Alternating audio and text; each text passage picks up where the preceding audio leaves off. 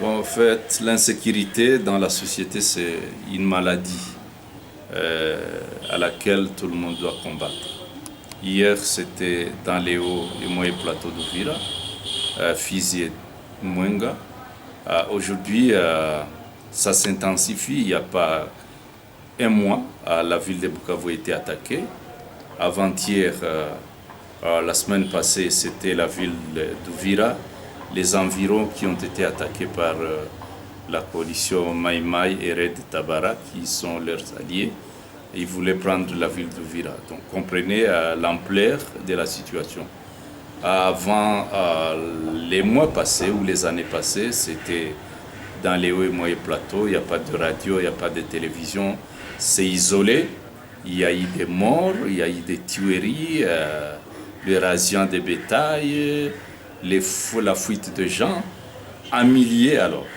Il y a plusieurs centaines de bétails, plusieurs milliers de bétails de Banyamulenge emportés, plusieurs réfugiés dans les pays voisins.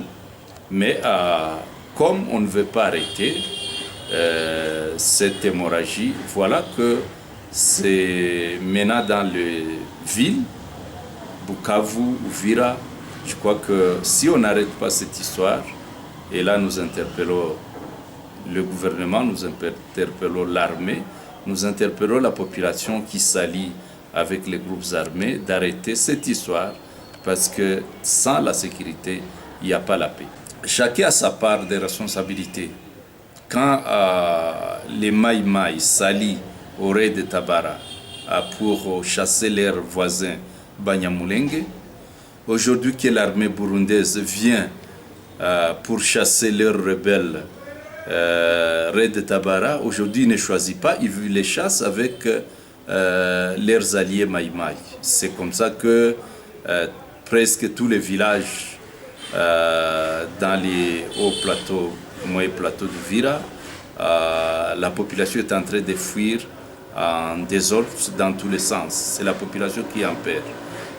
Et là, nous interpellons les groupes armés locaux de ne pas s'allier d'abord avec les groupes armés étrangers, mais également nous interpellons l'État parce que quand ils franchissent les frontières, ces groupes armés, les raids de Tabara, FNL, FDD, tout ça c'est le rôle de l'État à pouvoir sécuriser les frontières. Je crois qu'on ne peut pas épargner ni la population qui s'allie aux groupes armés, ni l'État, encore moins les FARDC censés de rétablir l'ordre, de sécuriser la population. Je crois que la réalité est maintenant connue. Hier, on a vu maintes fois le porte-parole de l'armée, Major Kasereka, qui à tort disait que le raid de Tabara est allié à Twirwaneho. Mais aujourd'hui, l'armée burundaise qui est dans les moyens plateaux de Vira, maintenant la vérité connue, c'est que c'est les Maï Maï qui plairent, qui étaient alliés au raid de Tabara.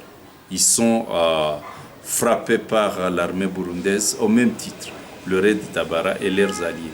Maintenant la vérité est connue et je crois que personne ne peut contredire aujourd'hui que le raid de Tabara a agi au sol de Maï Maï pour chasser leurs voisins Banyamulenge. Alors c'est comme ça que nous interpellons tout le monde. Hier c'était le tour de Banyamulenge, les bétails ont été emportés. Aujourd'hui, ce sont les bétails de Bafulero, ce sont la population de Bafulero qui est en train de fuir dans tous les sens parce que au moins le vague de la communauté Banyamulenge, c'était avant, ils ont fui, les bétails ont été emportés. Donc on peut connaître comment est-ce qu'on commence la guerre, mais on ne connaît pas comment est-ce qu'on l'a fini.